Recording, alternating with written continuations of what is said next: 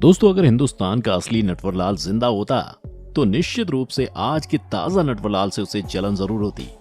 असली नटवरलाल ने Taj Mahal, Lal Qila, Patna railway station बेचा था, लेकिन आज के नटवरलाल ने बिना कुछ बेचे और खरीदे इतने पैसे इकट्ठा कर लिए हैं कि उस पैसे को खर्च करने के लिए उसे न सिर्फ लोगों को पैसे बांटने पड़े, यहाँ तक कि उसने गिफ्ट के नाम पर अरबी घोड़े और पारसी बिल्ली तक बंटवा दी। लेकिन ये बात आप दिल में बैठा लीजिए कि ये कहानी किसी फिल्म की नहीं है। हालांकि ये कहानी किसी फिल्म से कम भी नहीं है।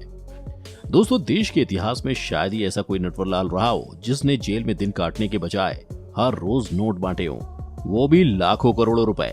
इसने ठगने के नाम पर किसी को नहीं बख्शा, चाहे फिर वो किसी समय देश के कानून मंत्री रहे रविशंकर प्रसाद हो, या देश के कानून सचिव हो, पीएमओ कार्यालय हो, या प्रधानमंत्री के प्रधान सचिव हो, या फिर सत्ता के गलियारों से दूर बॉलीवुड के सितारे ही क्यों ना हो।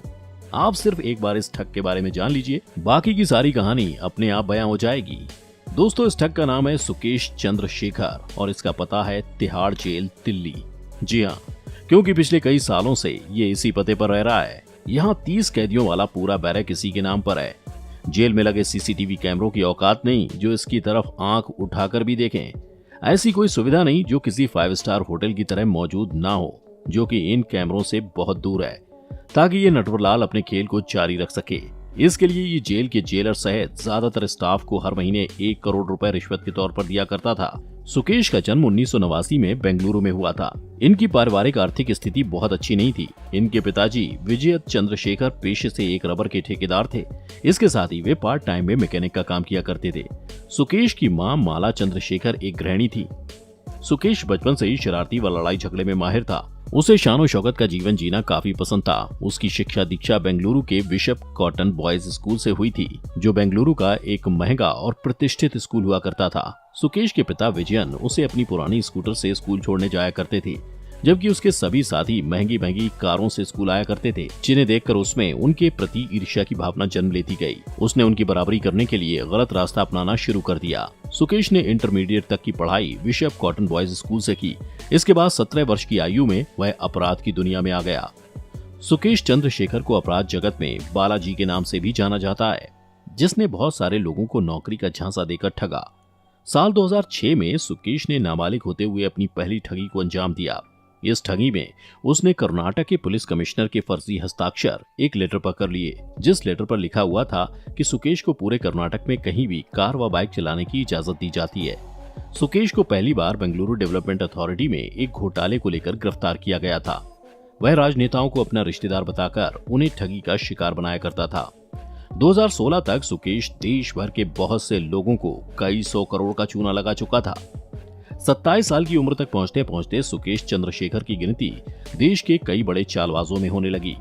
सुकेश चंद्रशेखर और लीना मारिया, ये दोनों पिछले कई सालों में देश भर में कई लोगों को कई 100 करोड़ का चूना लगा चुके थे, जिनमें कुछ राष्ट्रीय बैंक तक शामिल थे। ये दोनों लाल बत्ती या महंगी कारों में बिजनेसमैन से लेकर सरकारी बैंक के अफसरों से मिलते थे।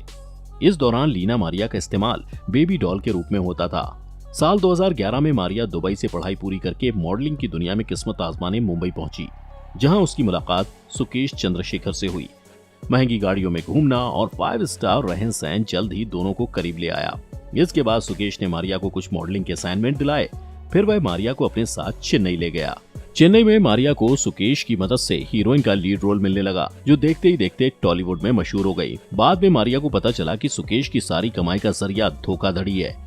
अंग्रेजी बोलने वाला सुकेश खुद को IAS ऑफिसर बताकर नए नए प्रोजेक्ट पास कराने को लेकर बिजनेसमैन से पैसे लेता था, या फिर बैंक से लोन लेने के बाद पैसा हाथ आते ही वो फरार हो जाता था। इस काम के लिए मारिया को उसने अपना पार्टनर बना लिया।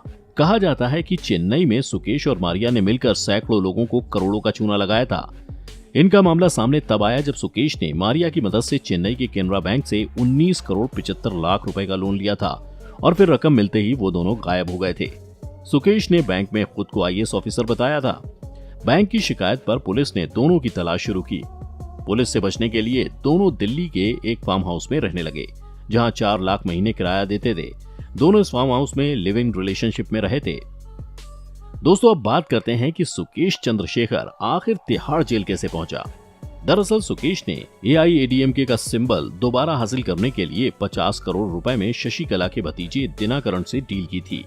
इस डील के चलते ही आरोपी सुकेश चंद्रशेखरन दिल्ली पुलिस की गिरफ्त में आया।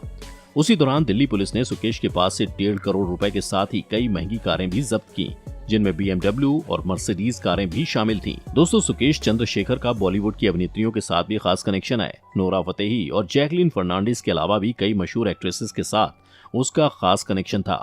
यहाँ तक कि सुकेश ने शिल्पा शेट्टी को भी ठगने की कोशिश की थी। ये खुलासा उसने ईडी अधिकारियों के सामने किया था। उसने ये भी बताया था कि कैसे उसने ठगी के पैसों को नोरा फतेही और जैकलीन फर्नांडिस पर खर्च किया था। इन दोनों अभिनेत्रियों से भी एजेंसी ने पूछताछ की, जिसमें पता चला कि जैकलीन के साथ सुकेश के करीबी संबंध थे। वहीं उसने जैकलीन के घर वालों पर भी पैसे खर्च किए थे। नोरा फतेही ने बताया कि उन्हें एक इवेंट में बुलाया गया था। उसी दौरान उन्हें महंगे तोहफे दिए गए थे, जिसमें महंगी कार और आईफोन भी शामिल थे। सुकेश ने जांच में न सिर्फ शिल्पा शेट्टी का नाम लिया, बल्कि श्रद्धा कपूर का नाम भी लिया। उसने ये भी खुलासा किया कि जब ड्रग्स मामले में फिल्म इंडस्ट्री से जुड़े लोगों को ईडी बुला रही थी, तब उसने श्रद्धा की मदद की थी। नोरा फतेही इस पूरे मामले में गवाह भी बनी थी। सुकेश चंद्रशेखर बॉलीवुड की कई अभिनेत्रियों से दोस्ती करना चाहता था, जिसके लिए वह ठगी के पैसों का इस्तेमाल कर रहा था। इस क्रम में सारा अली खान, जानवी कपूर, भूमि पेडनेकर, चाहत खन्ना, सोफिया सिंह भी शामिल हैं। सुकेश चंद्रशेखर तिहाड़ जेल की बैरक में अकेला रहता था, जिस बैरक में 30 से 35 कैदी रह सकते थे। इतना ही नहीं, सुकेश के पास 2 मोबाइल फोन थे, जिनका इस्तेमाल वह वसूली के लिए किया करता था। सुकेश सीसीटीवी पर पर्दे डालकर जेल सुपरिंटेंडेंट के कमरे में आया जाया करता था। उसकी बैरक में सभी सुख सुविधाएं मौजूद थीं, जिसकी कोई कैदी उम्मीद भी नहीं कर सकता। बिना रोक टोक के वह जेल के अधिकारियों के साथ बैठता था। उसका वसूली का काम आसानी से चलता रहे, इसके लिए जेल के अधिकारियों को भी बड़ा कमीशन दिया जाता था, जिसके बदले में उसे देश और दुनिया में फैले वसूली रैकेट को चलाने की इजाजत मिलती थी। सुकेश चंद्रशेखर के कहने पर असिस्टेंट सुपरिंटेंडेंट ने डिप्टी सुपरिंटेंडेंट को भी अपने साथ इस रैकेट में शामिल कर लिया था, जिसके बदले वह सुकेश चंद्रशेखर से हर हफ्ते 50 लाख रुपए लेकर खुद और बाकी के जेल अधिकारियों में बांट दिया करता था। इसका भंडाफोड़ होने के बाद इन सभी जेल अधिकारियों को गिरफ्तार कर लिया गया है। आपको बता दें कि दिल्ली की जेल में बंद सुकेश चंद्रशेखर ने जेल के अंदर से ही 200 करोड़ की ठगी भी की थी। इन पैसों से उसने दिल्ली से लगभग 2200 किलोमीटर दूर चेन्नई में समुद्र किनारे एक आलीशान बंगला खरीदा था, जिसमें हर ऐशो आराम की चीज मौजूद थी। दोस्तों, सुकेश चंद्रशेखर एक ऐसा शातिर ठग है जिसने स्पूफ कॉल के जरिए करोड़ों रुपए की ठगी की थी। इसी स्पूफ कॉल की जांच करते करते दिल्ली पुलिस रोहिणी जेल में बंद सुकेश चंद्रशेखर तक जा पहुंची। फिर इसके पूरे ठगी के नेटवर्क का खुलासा हुआ।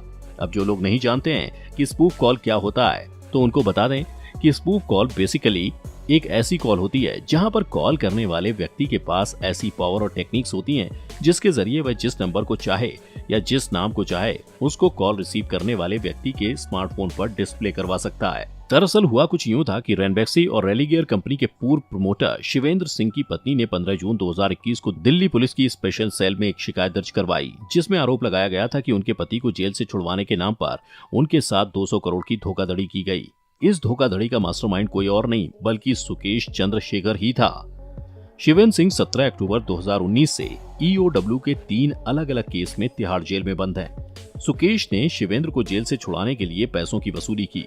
सुकेश ने खुद को केंद्र सरकार में सचिव स्तर का बड़ा अफसर बताकर उनकी पत्नी को दिल्ली के एक नंबर से कॉल किया और उसके पति की मदद का भरोसा दिलाया, जिसके चलते शिवेंद्र की पत्नी अदिति सिंह सुकेश के झांसे में आ गई। अदिति सिंह ने उस नंबर की विश्वसनीयता की जांच करने के लिए ट्रू कॉलर ऐप पर चेक किया तो पता चला कि ये नंबर केंद्र सरकार के एक उच्च अधिकारी का है।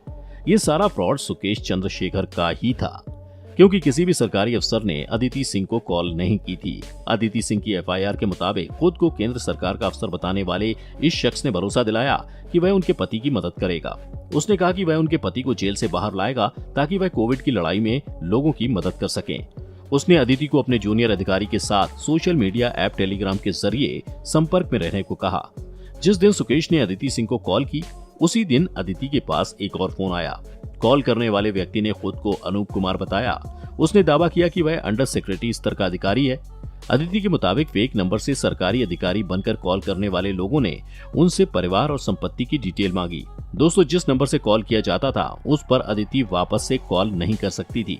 इसके बाद खुद को सरकारी अफसर बताने वाले व्यक्ति ने 20 करोड़ रुपए की डिमांड की। उसने अदिति से कहा कि वह रुपया डोनेशन के नाम पर हांगकांग भिजवा दे। इसके बाद लगातार रुपयों की डिमांड होती रही, जिसके लिए अदिति सिंह को अपने जेवरात तक बेचने पड़े।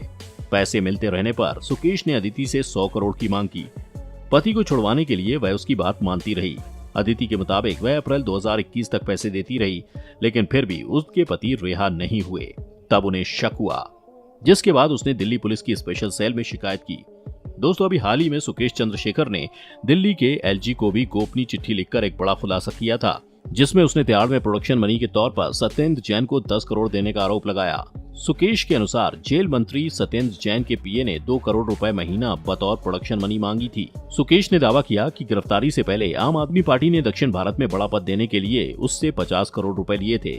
सुकेश ने यह भी दावा किया कि सत्येंद्र जैन कई बार उससे मिलने जेल भी आए थे। इस चिट्ठी के पहुंचने के बाद एलजी ने जांच के आदेश दिए, जिसमें मंत्री और घोटाले के आरोप में बंद सत्येंद्र जैन पर आरोप लगाया गया है। इन आरोपों का केजरीवाल ने खंडन कर दिया। उन्होंने इनसे साफ इनकार किया। दोस्तों, सुकेश को राजाओं जैसी जिंदगी जीने का शौक था। इसी कारण उसने ठगे रुपयों से चेन्नई में एक आलीशान बंगला लिया था, जिसमें वह हर आलीशान मौजूद थी जो हम जैसे लोगों का केवल सपना ही हो सकती है। महंगी गाड़ियों से लेकर महंगे जूते, कपड़े, सुख सुविधाओं वाली हर चीजें इस बंगले के अंदर मौजूद थीं। दोस्तों, सुकेश का ये घर किसी राजमहल से कम नहीं है। आपको बता दें कि इस बंगले में खड़ी कई कारों की कीमत 5 करोड़ से भी ज्यादा है, जो कि ठगी के पैसों से ही खरीदी गई हैं। वेल दोस्तों, आपका सुकेश चंद्रशेखर के बारे में क्या कहना है, हमें कमेंट बॉक्स में जरूर बताएं। बाकी आज के लिए बस इतना ही। मिलते हैं एक नए वीडियो के साथ। तब तक के लिए खुश रहें, मस्त रहें। भगवान करे आप सभी का दिन शुभ हो।